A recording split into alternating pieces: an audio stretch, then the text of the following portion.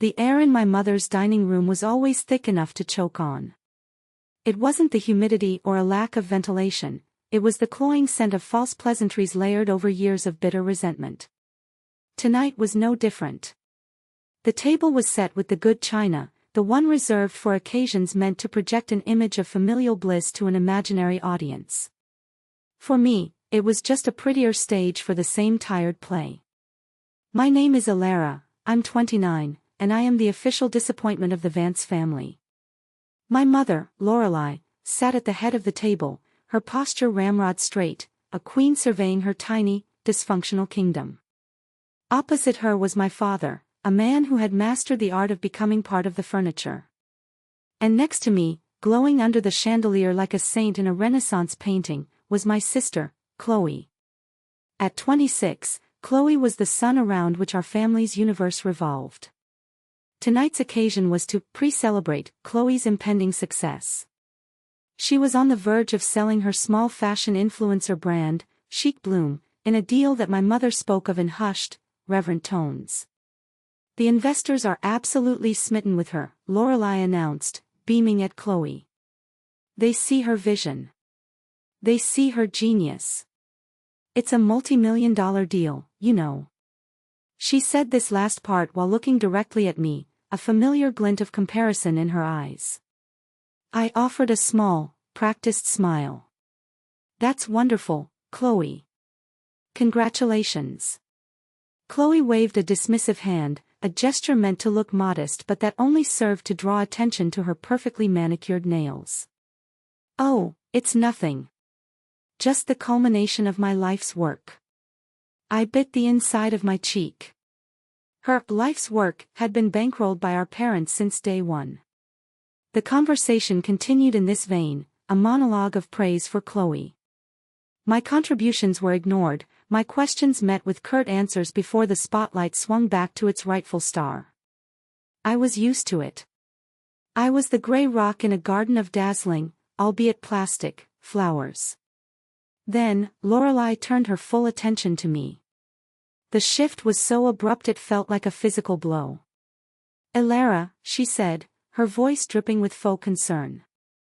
We were just talking about your job. Still analyzing spreadsheets in that little cubicle.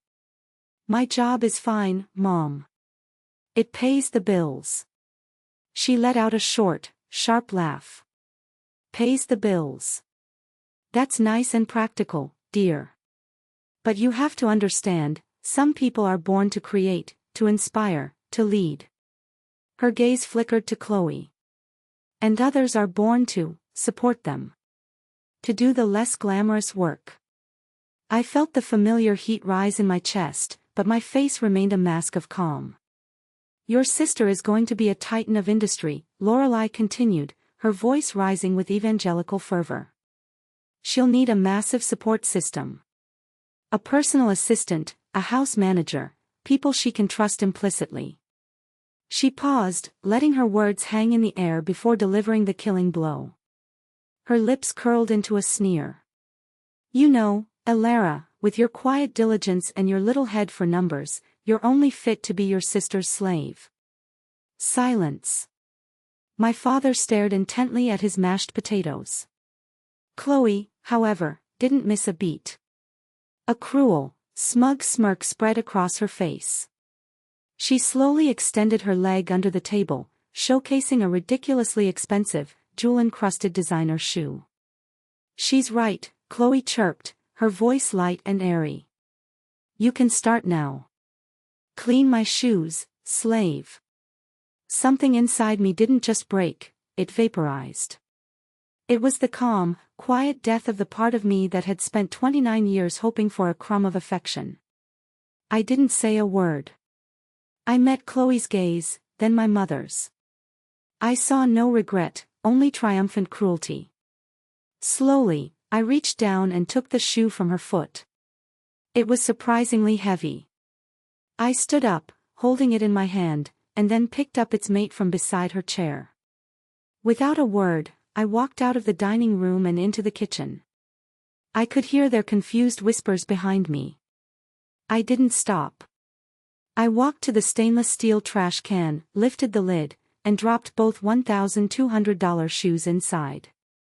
They landed with a muted, unsatisfying thud. I turned and walked to the front door, grabbing my coat. Lorelai's shriek echoed from the dining room as she realized what I'd done. "Elara! You ungrateful, jealous brat! Come back here!" I didn't. I opened the door, stepped out into the cold night air, and let it click shut behind me, silencing her curses for good. Driving away from that house felt like breaking the surface of the water after being held under for too long. The first breath of clean, cold air was sharp and painful, but it was mine. The scene at dinner wasn't an isolated incident. It was just the latest exhibit in a museum of pain I'd been curating my entire life. My mind, now numb to the immediate shock, began to wander through its halls. Exhibit 1, the cars. I was 16. For my birthday, I got a pat on the back and a reminder to do well on my SATs. For Chloe's 16th a few months later, a brand new, cherry red BMW was parked in the driveway, tied with a comically large bow. I didn't complain. I got a job at a local diner, working double shifts all summer, saving every penny.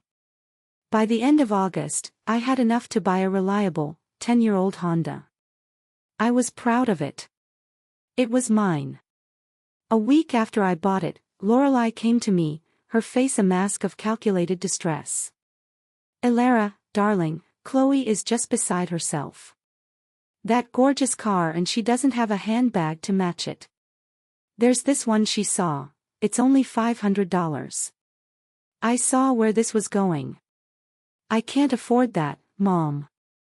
She'd sighed, a sound of immense suffering. "I know, dear. But you have your savings." She didn't ask. She informed me. She took the $500 from my car fund jar. "I'll pay you back," she'd promised. The handbag was bought. Chloe was thrilled. I was never paid back. Exhibit 2, the education. I graduated high school with top honors and secured a full academic scholarship to a state university. It covered everything. My parents' reaction: "Well, that's practical. Good for you." There was no party, no celebration. It was just an expense they no longer had to worry about. A year later, Chloe graduated with a portfolio of questionable abstract paintings and a C average. She was accepted into a private, exorbitantly expensive design school in the city. My parents took out a second mortgage on the house to cover her tuition. They threw a massive party, inviting everyone they knew.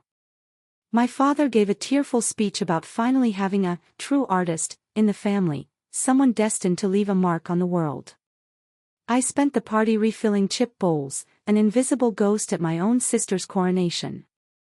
Exhibit 3, the first steps. At 23, with my degree in finance, I landed my first real job and moved into a tiny, shoebox apartment. It was all I could afford, but it was my own space, my sanctuary. When Lorelai visited, she walked through it with a wrinkled nose. "It's so small, Elara. And this neighborhood. Are you sure it's safe?" The unspoken accusation was clear: I had failed to achieve the lifestyle she expected. At the same time, they were co-signing the lease and subsidizing the rent on a sprawling, sun-drenched loft in the trendiest part of the city for Chloe. "She needs the space," Lorelai explained, without a trace of irony. "An artist needs room to nurture her creative spirit." Each memory was a brick in the wall they had built between us, a wall I had finally, irrevocably, walked away from. This wasn't just about a pair of shoes in a trash can.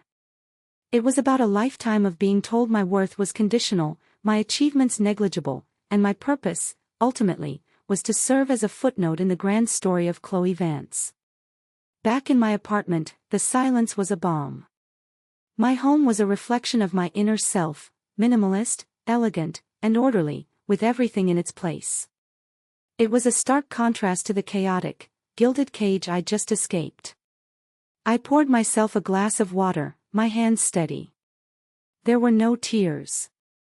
I felt hollowed out, but also strangely calm.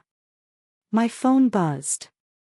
It was my Aunt Paige, my mother's sister and the only member of the family who saw me as a person rather than a function. Heard what happened from your mother. Don't let her get to you. I typed back a simple reply. I'm okay, Paige. Thanks for checking in. She's spinning a story about you having a breakdown. You know how she is. I know. That was the extent of our conversation. It was all that was needed. Her message wasn't a call to action, it was an anchor, a quiet acknowledgement that I wasn't crazy. I sat on my sofa and looked around my living room. To my family, this apartment, my car, my entire life, was evidence of my mediocrity. A comfortable existence, but nothing spectacular. That was by design. I learned early on that in my family, money wasn't just money, it was a weapon. It was used to reward, to punish, to control. My father's financial dependence on my mother gave her absolute power. My sister's reliance on them made her a gilded puppet. From the moment I cashed my first paycheck from that diner, my singular goal had been absolute, unshakable financial independence. It was my shield, my fortress. My work phone, a sleek, encrypted device that my family had never seen, began to ring. I answered. Elara, a crisp, professional voice said on the other end.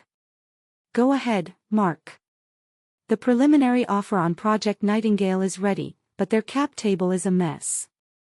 It's going to take weeks to untangle the vesting schedules for the seed investors. I processed this for a moment. No. Tell them we're not moving forward until they clean it up. My fund doesn't invest in chaos. Have legal draft a revised LOI with that as a non-negotiable contingency. I want it on my desk by morning. Understood. Will do. Thanks, Mark. I hung up.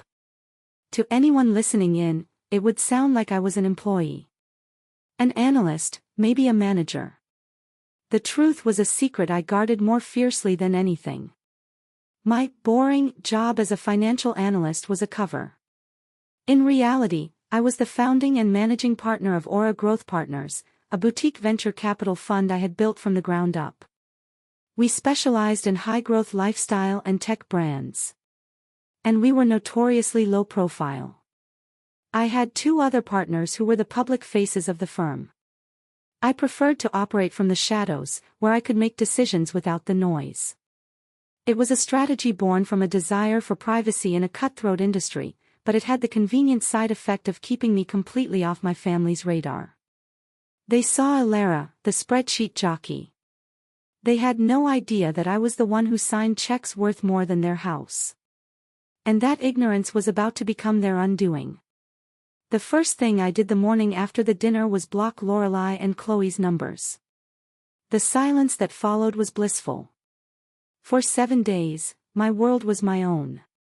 It was filled with early morning runs, intense 12-hour workdays making deals, quiet evenings reading, and the simple, unadulterated peace of not waiting for the next passive-aggressive text or demanding phone call. I was healing a wound I hadn't realized was still open. But a narcissist's rage is not so easily silenced. It simply seeks other channels. The storm began on the 8th day.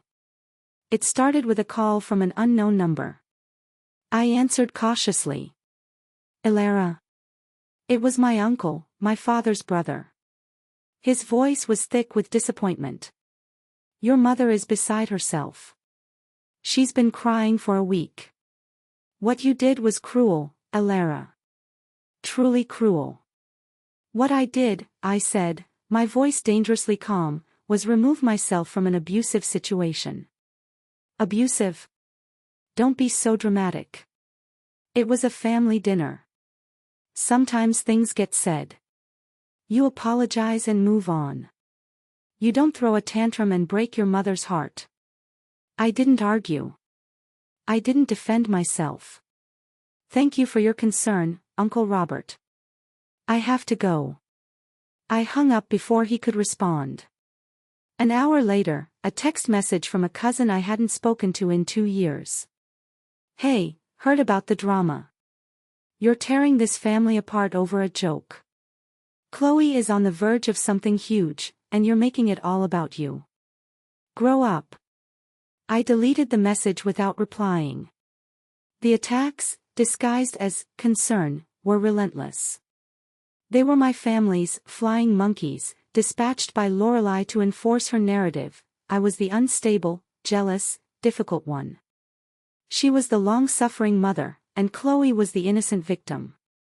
Each call and text was a slight variation on the same theme. My Aunt Carol called to tell me I was being selfish. Another cousin texted to say I was embarrassing the family. They painted a picture of my mother wasting away from grief, of Chloe's big moment being overshadowed by my childish behavior. They spoke of family unity and forgiveness, but what they meant was my submission.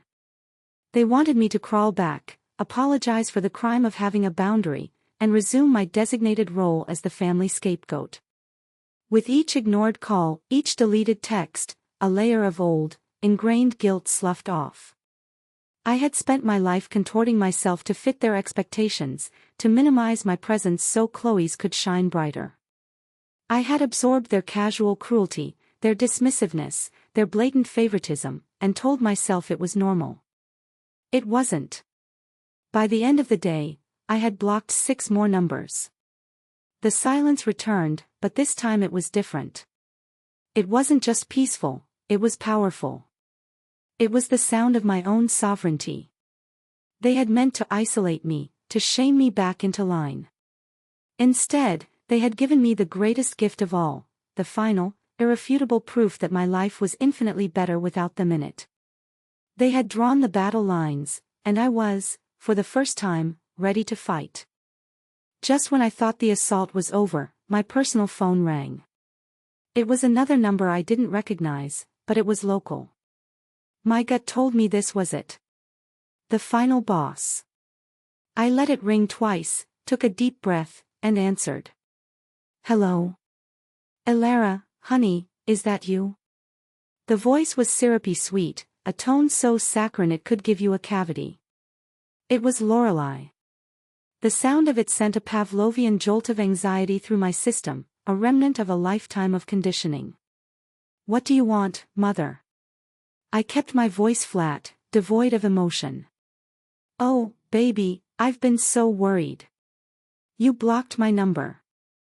I thought something had happened to you. I'm fine.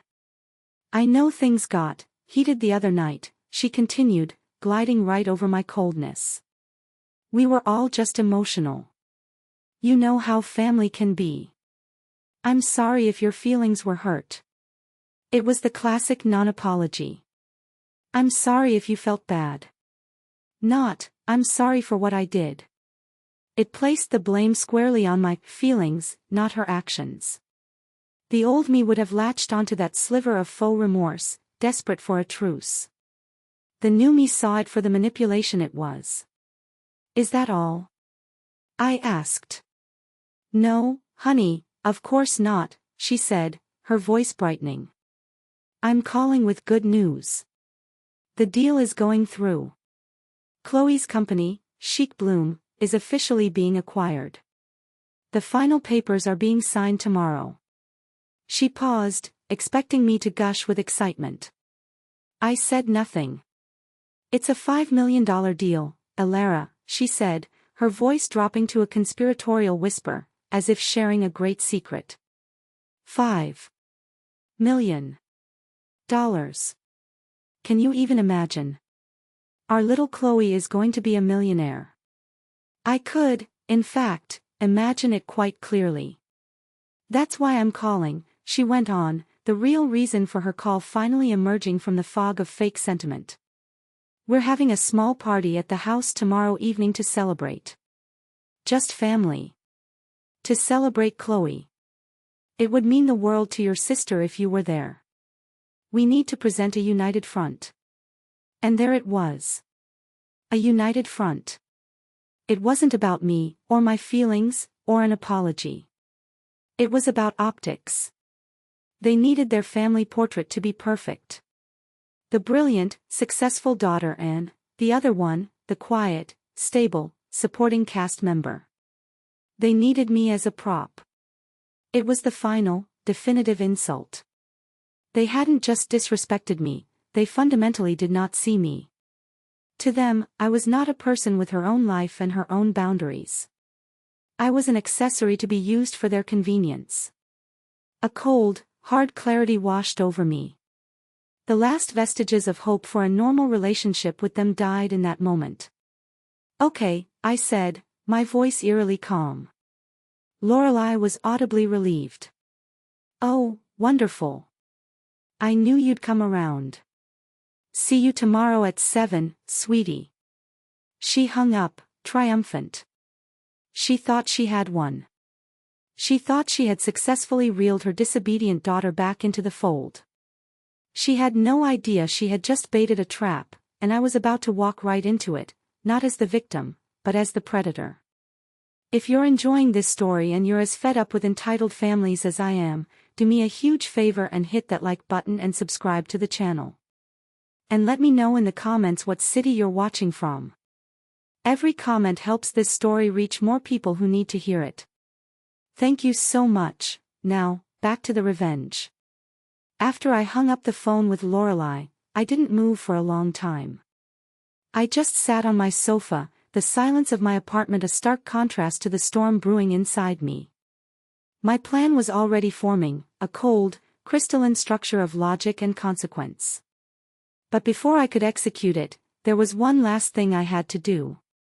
I went into my bedroom and opened the bottom drawer of my dresser. Underneath a pile of old sweaters was a small, cedar box. I hadn't opened it in years. Inside, nestled on a bed of faded velvet, was a single, dog-eared photograph. It was of me, aged 5. I was sitting on Lorelei's lap in the backyard of our old house, before Chloe was born. I had a gap-toothed grin, and Lorelei was looking down at me, her smile genuine, her eyes filled with a soft, uncomplicated love I hadn't seen directed at me since. We were, for that one frozen moment, just a mother and her daughter. A single, hot tear traced a path down my cheek. It wasn't a tear of hesitation or doubt. It was a tear of mourning. I was grieving for that little girl and for the mother she'd lost long before she was gone. I was saying goodbye to the ghost of a family I had desperately wished for, and finally accepting the reality of the one I had. This wasn't just revenge anymore. It was an amputation. A painful, necessary procedure to save myself from the gangrene of their toxicity. I placed the photo carefully back in the box, closed the lid, and slid the drawer shut. When I stood up, the last bit of warmth had left my eyes. The decision was no longer emotional. It was a business transaction. I walked to my home office and sat down at my desk. I pulled up the Shrieked acquisition file on my monitor. There it was in black and white, acquiring entity, a subsidiary of Aura Growth Partners. I read through the terms, my eyes scanning the dense legal text until I found what I was looking for. Section 4, subsection B. The morality clause. It was standard in any deal involving a personal brand. The company's value was inextricably linked to the founder's reputation. Any conduct that could bring the brand into disrepute was grounds for immediate termination. I picked up my work phone and dialed. Rhodes. My lawyer's voice was, as always, concise. "Mr. Rhodes, Elara Vance." "Ms. Vance. How can I help you?" "Regarding the Shrieked acquisition," I said, my voice steady and cold. "We're killing the deal." There was a brief pause on the other end. "Understood. On what grounds?" Section 4B. The morality clause. The principal has engaged in conduct unbecoming of a brand partner. Do you have documentation? I am the documentation, I stated flatly. I am the victim of her conduct. That's all the proof the fund requires. Another pause, shorter this time. Mr. Rhodes was smart enough not to ask for details. He was paid to execute, not to question. Very well. I will draft the termination notice. One more thing, I added. Schedule a conference call for 3 p.m. tomorrow. I want their legal representatives on the line. And please extend a mandatory invitation to Lorelai and Chloe Vance as key stakeholders in the brand's public image. Tell them it's a final formality before the funds are transferred. Consider it done, Ms. Vance. I hung up the phone. The trap was set. Tomorrow, they would walk into a celebration, expecting to be crowned. They had no idea they were walking to the gallows. I chose the venue carefully. Not my office, not their house, but a neutral, sterile meeting room in a high-end corporate rental building downtown. It was all glass and brushed steel, a place devoid of personal history or emotion. It was a perfect stage for a corporate execution. I arrived 15 minutes early. I set up my laptop at the head of the long, polished table and connected it to the large monitor on the wall, testing the video conferencing software.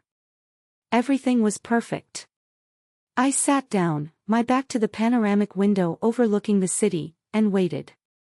At 2:55, they arrived. Lorelai and Chloe swept into the room not like they were attending a business meeting, but like they were making an entrance at a gala. Lorelai wore a ridiculously over-the-top floral dress, and Chloe was decked out in designer labels from head to toe, a vision of smug success. They reeked of expensive perfume and entitlement. Elara, honestly, Lorelai began, looking around the room with distaste. Couldn't you have picked a more festive place for this? It's so gray. It's a meeting room, Mother. Please, have a seat. I gestured to the chairs opposite me. They sat, arranging themselves with the theatricality of royalty.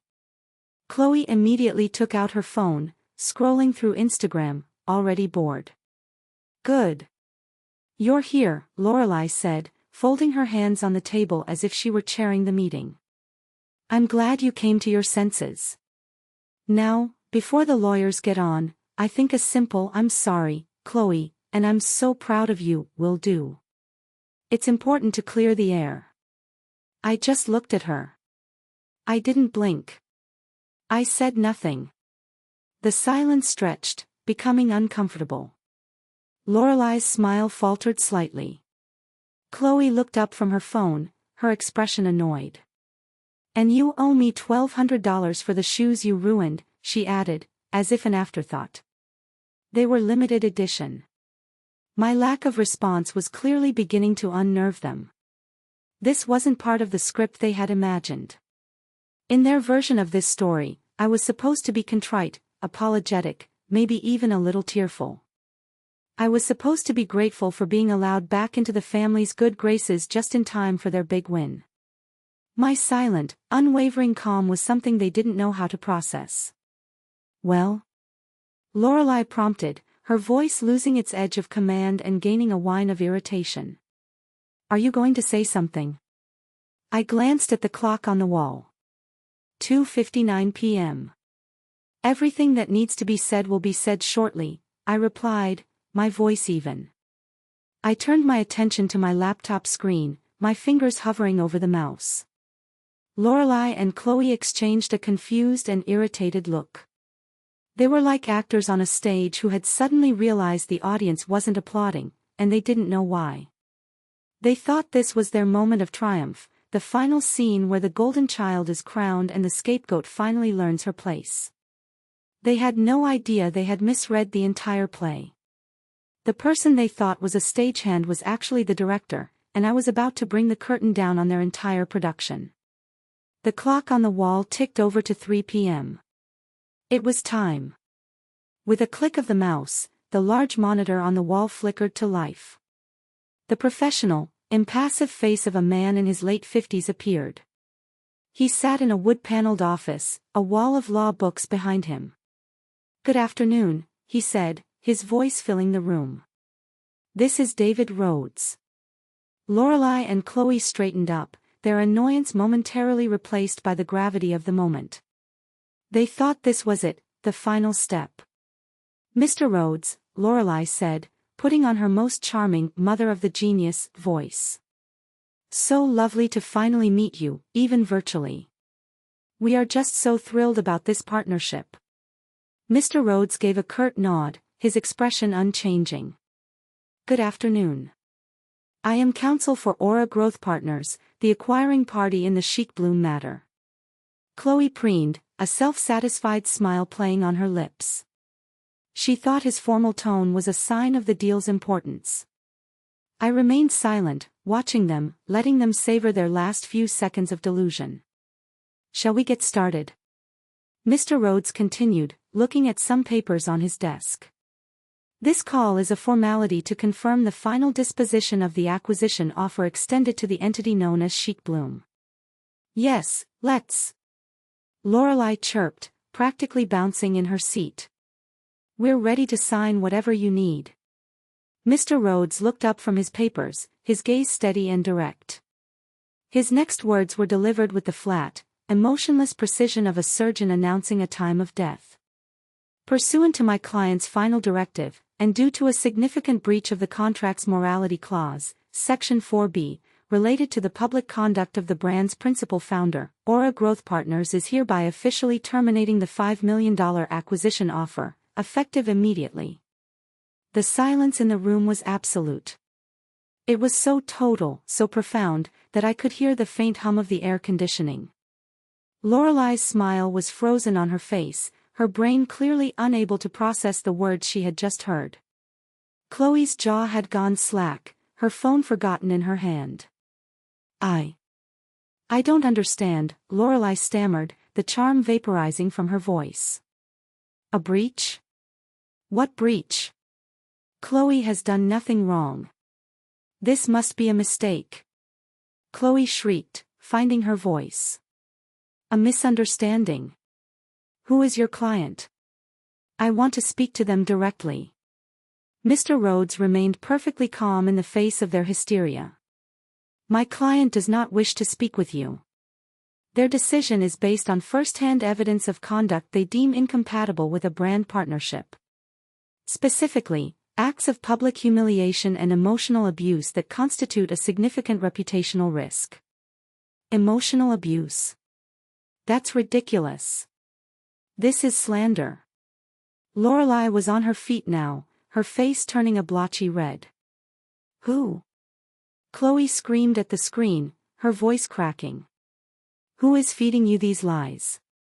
Mr. Rhodes's eyes flickered from the screen to a point just beside his camera, as if looking at someone else in the room with him. But there was no one else. He was looking at me. "My client's information is confidential," he said calmly. "The decision is final. The offer is withdrawn. This call is now concluded."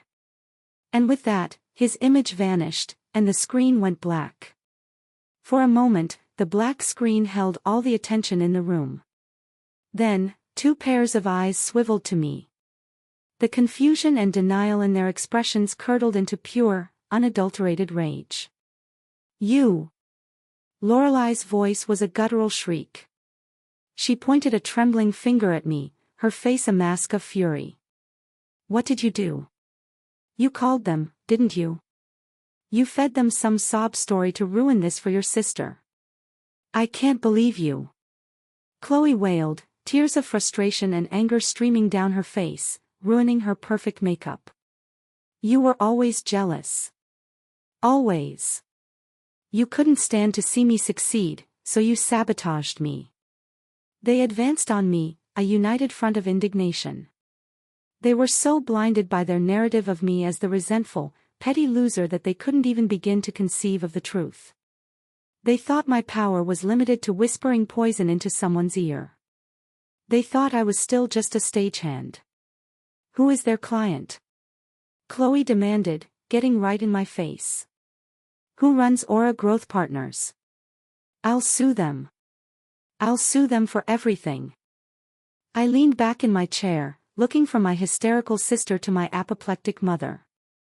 I let their accusations wash over me, their wild theories, their pathetic attempts to reframe this as my final, desperate act of jealousy. I let them exhaust themselves.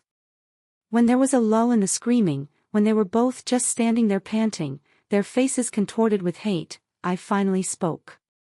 My voice was quiet, but it cut through the charged atmosphere like a shard of ice. I do. They both stopped, confused. You do what? Lorelei snapped. I run Aura Growth Partners, I said, enunciating each word with perfect clarity. I watched their faces as the meaning of my words slowly seeped through the layers of their rage. It's my fund. I'm the founding partner. I built it from nothing 7 years ago. I saw the exact moment the truth landed. It wasn't a gradual dawn of understanding. It was a physical impact, like a punch to the gut. The blood drained from Chloe's face, leaving it a pasty, sickly white. Her mouth opened and closed, but no sound came out. She looked like a fish gasping for air. Lorelei stumbled backward, her hand flying to her chest. She groped for the chair behind her and sank into it, her entire body seeming to deflate.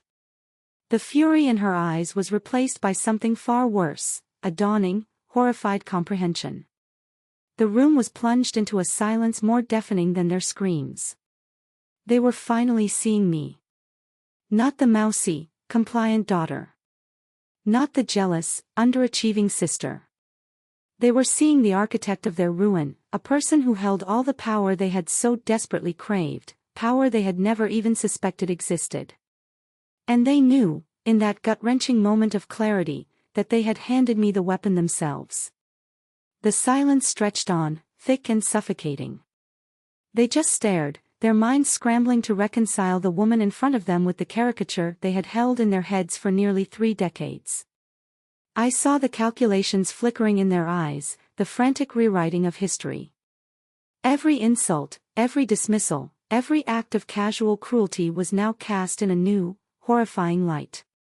Slowly, I stood up and began to gather my belongings, placing my laptop calmly into its bag. The small, deliberate movements seemed impossibly loud in the stillness. My work here was done. As I walked towards the door, a small, pathetic sound broke the silence. It was Lorelei. "Why," she whispered, her voice a broken, unrecognizable rasp. We're your family."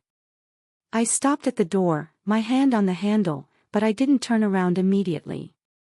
I let her question hang in the air, a final, desperate plea from a world I no longer inhabited. The concept of family, as she meant it, a web of obligation, guilt, and forced submission, was utterly foreign to me now. I finally turned my head, just enough to look at them one last time. I saw 2 strangers, their faces etched with the consequences of their own actions. "You told me my place was to be her slave," I said, my voice as cold and empty as the room felt. "I just showed you what happens when the slave owns the entire plantation." I walked out the door and didn't look back. I didn't need to. I could feel the weight of their shattered world behind me, but for the first time in my life, none of it was mine to carry. I served them the justice they earned, but by destroying their future, did I become just as cruel as them? Aita. Let me know what you think in the comments below. And if you made it this far, please consider hitting that like button and subscribing for more stories. It truly helps the channel more than you know. Thank you for listening.